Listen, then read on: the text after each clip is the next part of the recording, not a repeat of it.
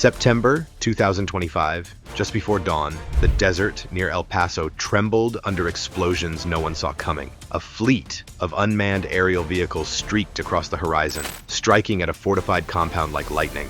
Walls of 15-foot steel cracked and ruptured, and then, out of the dust and smoke, U.S. Navy SEALs appeared, silent, lethal, operating in shadows. This was no Hollywood blockbuster, it was a real mission. And in those next few minutes, the lives of 182 hostages would hang by a thread. Imagine hearing that one wrong move, one miscalculation could have turned rescue into massacre. But somehow, in that very moment, the impossible seemed possible. A cartel fortress, holding billions in chemical precursors, shielded by mercenaries and hardened defenses, was about to be ripped apart. What could drive the U.S. to unleash its most elite operators so close to home? What intelligence? What risk calculus? What stakes push them across the border? Stay with us, and if you haven't yet, subscribe to Military Power, because what you're about to hear isn't just action. It's a glimpse into how modern warfare is changing, and why no fortress, however secure, is safe. Before dawn on September 12th, 2025, a massive convoy rolled across the desert toward a secret fortress near the U.S.-Mexico border. 25 armored trucks bearing 1,300 barrels of chemical precursors worth an estimated $5 billion were escorted by 350 well-armed fighters. Inside the compound, 180 civilians served as human shields. This wasn't just a clandestine lab or hidden storage site. It functioned like a militarized mini-state operating in the shadows, just miles from U.S. territory. The weapon systems, the fortifications, and the sheer manpower all point to a cartel evolving into something far more dangerous than mere traffickers. Experts have warned that cartels are shifting toward paramilitary structures capable of directly confronting state forces. It was this stark reality, the looming threat backed by firepower and billions in illicit assets, that compelled Washington to respond with force. And that is precisely why the U.S. deployed its most elite warriors, the Navy SEALs. The morning the desert convoy was first seen, the sky was a clean, hard blue, the kind that makes heat shimmer and secrets stand out. A reconnaissance drone, running a routine sweep well before first light, feathered over a line of armored vehicles crawling across a wash of sand. The footage that came back was stark. A long column of 25 armored trucks, each packed to the brim with barrels. Analysts immediately flagged the manifest as dangerously familiar. Recent multi-agency seizures had shown how a single shipment of precursor chemicals can feed huge illicit factories. In September, U.S. authorities intercepted more than 300,000 kilograms of benzyl alcohol and N-methylformamide on the high seas. Enough, officials said, to produce hundreds of thousands of pounds of methamphetamine. That comparison changed everything. Intelligence pulled together satellite tracks, intercepted communications, and human source reports to paint a clearer picture. The convoy was bound for a fortified complex just over the border, a compound ringed with 15-foot steel walls, barbed wire, and a ring of automatic weapons emplacements. The site, in operational language, looked less like a warehouse and more like a militarized node, a mini-state built to protect people, product, and profit at any cost. Analysts and policy experts have been warning for months that cartels are evolving into paramilitary organizations capable of high-intensity violence. With the stakes laid bare, planners moved into a tight, unforgiving countdown. If those barrels reached processing labs, the downstream effect would be brutal. Finished synthetic drugs, flooding markets, overdose deaths rising, and entire supply chains of violence and corruption reinforced. That strategic calculus, how many lives could be lost if production continued, drove the decision to escalate beyond standard law enforcement interception.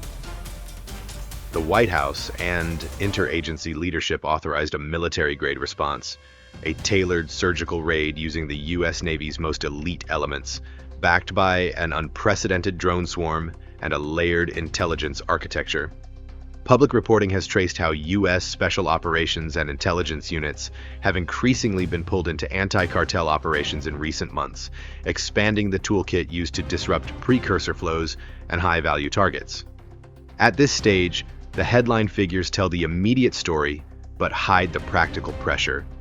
Planners assembled roughly 350 SEAL operators, pre-positioned medics, explosive entry teams, and a ring of snipers.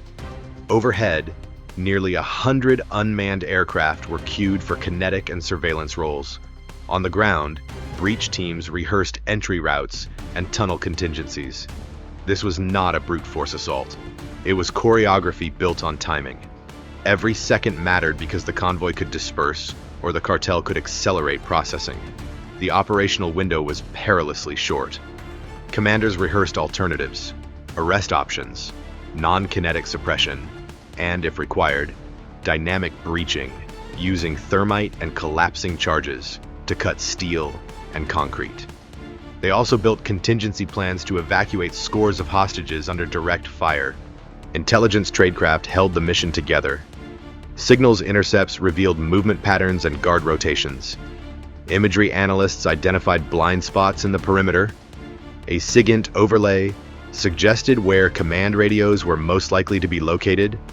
Human sources, the kind that provide the critical minute-by-minute context, confirmed where hostages were held and which lanes into the compound were least defended. These layers converged into a single, brittle timeline. The assault would begin at first light and had to conclude before the convoy support dispersed or reinforcements arrived. But even a perfect plan carries danger. The cartel's tactics had already evolved, use civilians as shields, hide key assets underground, and employ small armed drone swarms to harass approaching forces. Reports earlier in the year documented cartel experimentation with kamikaze drones and other unmanned threats, a grim indicator of how traffickers are preparing to fight back when cornered. So the assault force prepared to move like a single organism. Electronic warfare teams stood by to blind sensors and jam radio chatter the moment the drone umbrella penetrated the compound's airspace. At the same time, sniper teams took overwatch positions on surrounding ridgelines to pin down hostile gunners and create fleeting windows for breach teams. Inside, engineers readied tools to sever bolts and melt steel. Medics were staged to triage and move dozens of non-combatants under fire. In short, every plausible risk had a countermeasure. Yet the unglamorous truth about operations like this is that success rests on tiny margins. Correct timing of a drone strike to suppress an automatic weapon, the precise cut of a thermite charge so a breach opens without igniting a nearby munitions cache, the split-second split decision by a team leader to divert and extract a scared family rather than press into a high-risk room. When those tiny margins align, rescue becomes rescue. When they don't, catastrophe follows. The clock was set. In the quiet before the strike, operators ran silent checks and breathed shallowly. The plan was flawless on paper. Every route mapped, every signal jammed, every sniper in position. But when the first drone moved into enemy airspace, something unexpected happened. The cartel's radar came alive. Would the SEALs abort the mission, or find a way to strike before being seen? The drone that first slid across the desert sky almost unraveled the whole plan. For days, planners had tracked a convoy and a fortified compound that intelligence tied to massive batches of meth precursor chemicals, shipments big enough to feed industrial-scale production. And that threat hung over every decision. Federal authorities recently reported a record interception of hundreds of thousands of pounds of precursor chemicals tied to Mexican cartels, a fact that hardened the urgency behind any response. When the reconnaissance UAV edged into the compound's radar cone, electronic warfare teams moved like a shadow service. They jammed hostile receivers and smeared the aircraft's electronic signature so lookouts heard static instead of alarms. That quieting was not just technical flair. It bought the single fragile window the assault needed. Modern cartels have learned to use drones and even anti-drone gear, which means masking and countermeasures are now mission essential rather than optional. On nearby ridgelines, sniper teams settled into position after studying imagery and local reports. Their role was simple and unforgiving. Shape reactions before they became lethal. A single precise shot could silence an automatic weapon or force a defender to peel away from a key firing lane, and in this kind of raid, those seconds are priceless.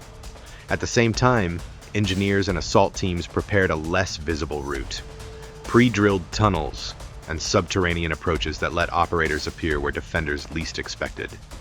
The idea was brutal in its logic. If you cannot safely take the gate, appear behind it.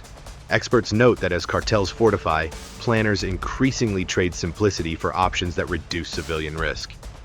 Then the choreography began. Small, unmanned strikes suppressed outer emplacements.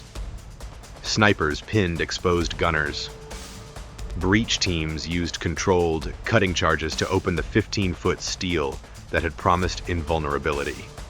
Inside, clearing units moved methodically, calling out, verifying, and guiding terrified civilians toward medics and pre-planned exits. Medics worked amid the chaos, stabilizing the wounded and routing them through guarded corridors while teams separated combatants from non-combatants.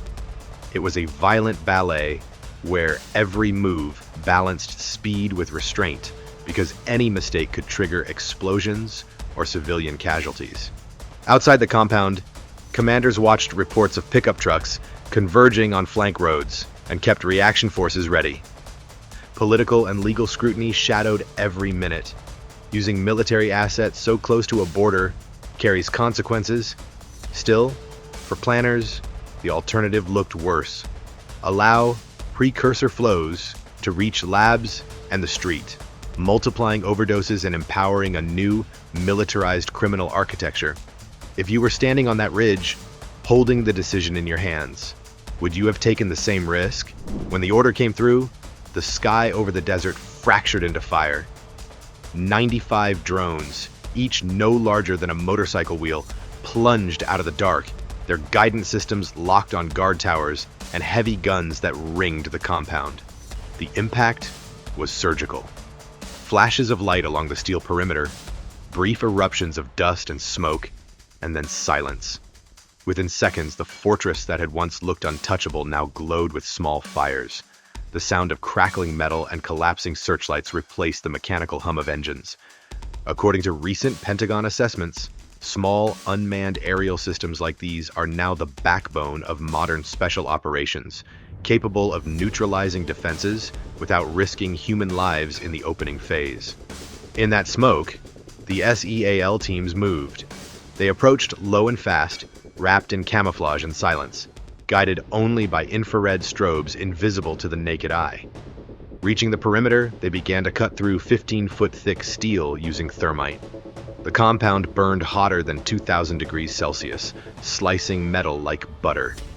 Sparks spilled onto the sand, rising in waves of white heat that illuminated the night like distant fireworks. For a moment, it looked as if the desert itself was bleeding light. Reports from defense analysts confirm that thermite breaching has become standard for rapid entry into hardened structures, offering both speed and surprise, while avoiding the secondary explosions that conventional charges can trigger. From the ridgelines, snipers watched every corridor and guard post through high-resolution thermal scopes. When cartel gunners tried to regroup, a single suppressed shot erased them from view. The assault was a dance of coordination. Drones above, snipers on high, breachers below, all synchronized through encrypted comms and laser grids. The objective was clear: silence every firing point, clear a path, and reach the hostages alive. Even under layers of body armor, every operator knew one rule of hostage rescue: speed saves lives, but precision keeps them.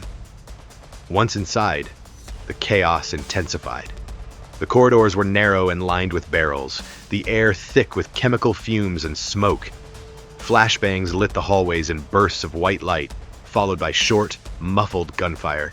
Teams advanced room by room, marking cleared sections with infrared beacons. The soundscape shifted from methodical commands to a hurricane of violence. Footsteps, bursts, metallic echoes, and the dull roar of air reverberating through concrete tunnels.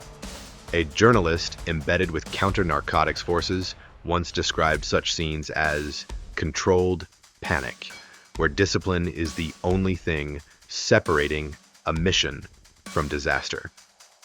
Then came the twist no one expected. As the SEALS pushed deeper underground, sensors picked up movement below the main floor, far more than predicted. When they breached the tunnel chamber, they found not a handful of defenders, but an entire company-sized force, at least twice what intelligence had reported. It wasn't just cartel fighters anymore.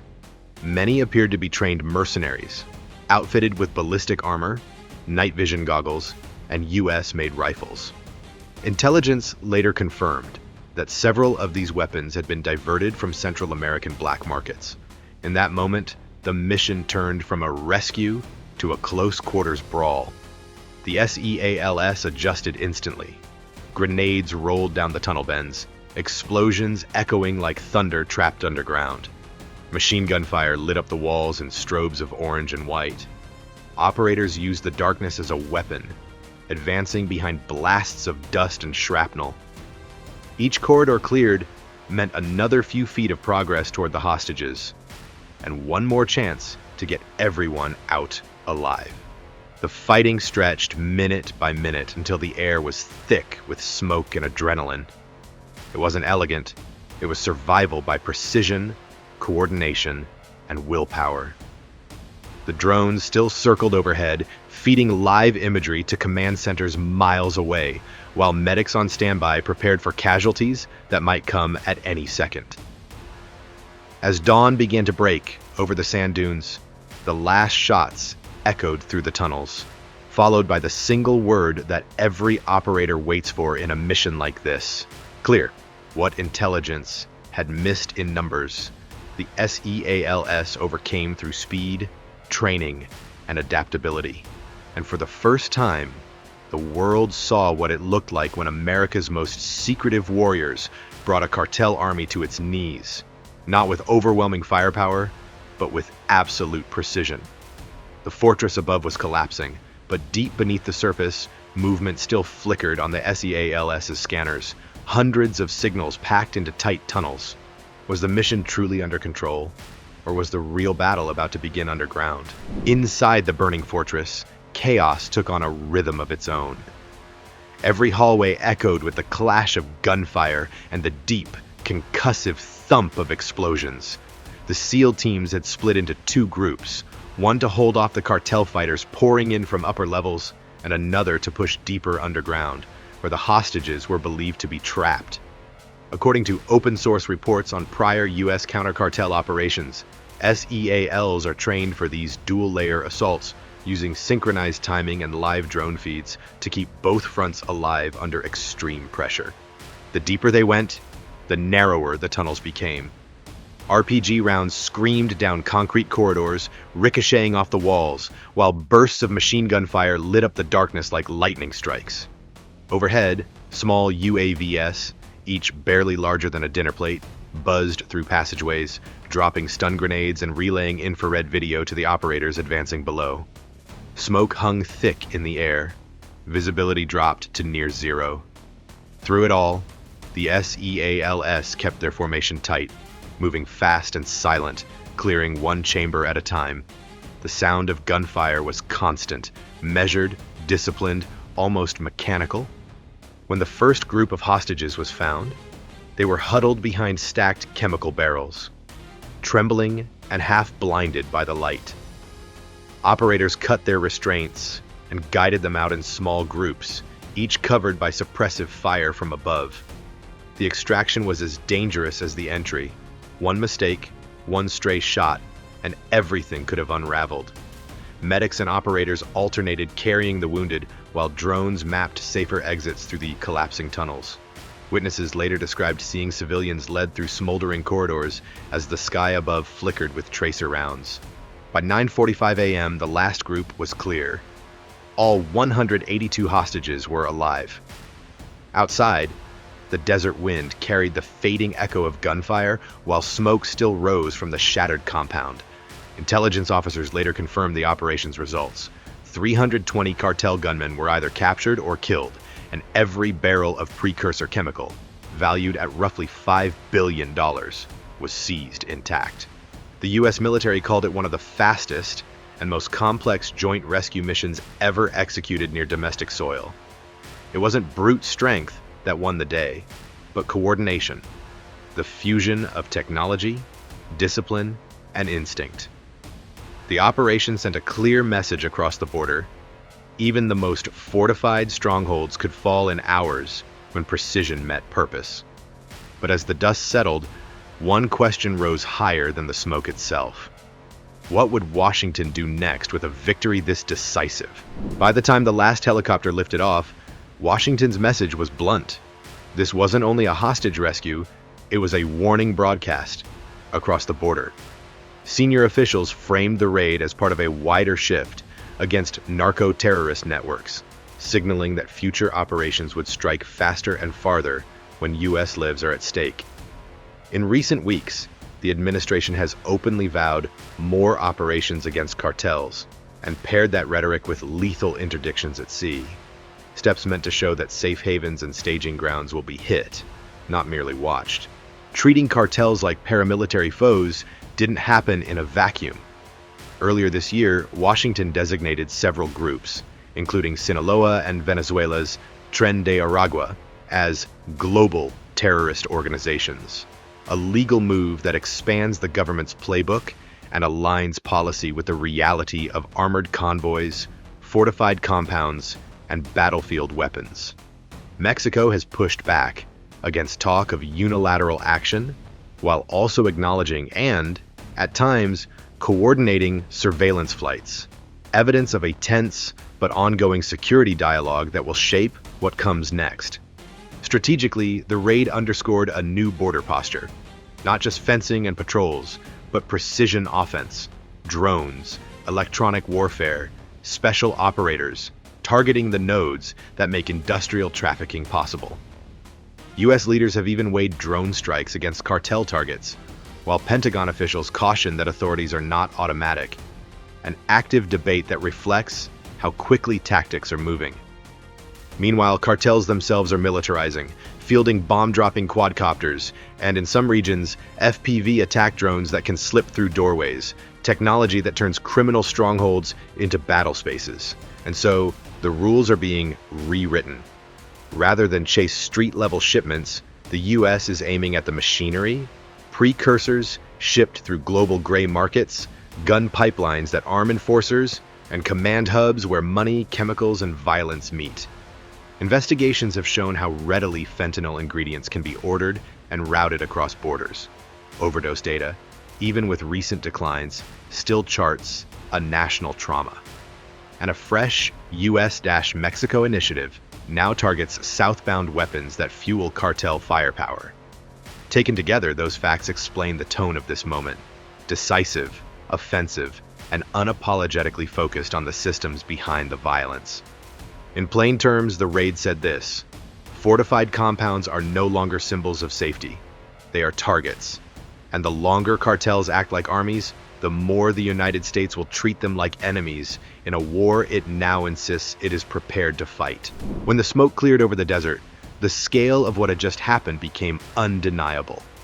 In a few relentless hours, the U.S. Navy SEALs had done what few believed possible. They struck deep into a cartel fortress, dismantled an industrial-scale drug operation, and rescued every single hostage alive. The precision was surgical, the coordination flawless. What unfolded wasn't just a rescue, it was a masterclass in how modern warfare, technology, and discipline converge under pressure. For the cartel, the losses were catastrophic. A $5 billion stockpile of precursor chemicals was seized. Their fighters, more than 300 strong, were either captured or neutralized, and their so-called impregnable fortress now lay in ruins, a twisted reminder that even the most fortified strongholds cannot withstand a force built on training, timing, and absolute purpose. Officials later confirmed that operations of this scale are rare, but represent a new model, one where the US strikes not at the edges of the problem, but directly at its heart. The message sent across the border was unmistakable.